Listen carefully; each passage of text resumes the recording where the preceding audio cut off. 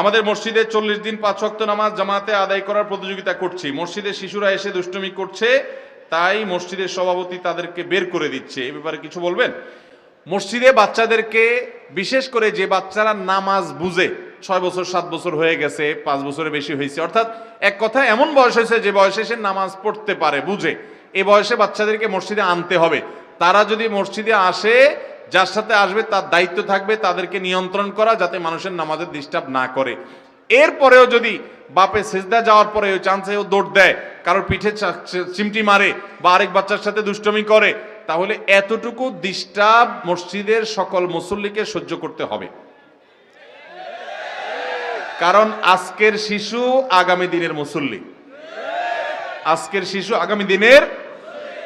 এই শিশুকে যদি আপনি ধমক দেন, ও মনে করবে মসজিদে যাওয়াটাই মনে হয় একটা অপরাধের ব্যাপার।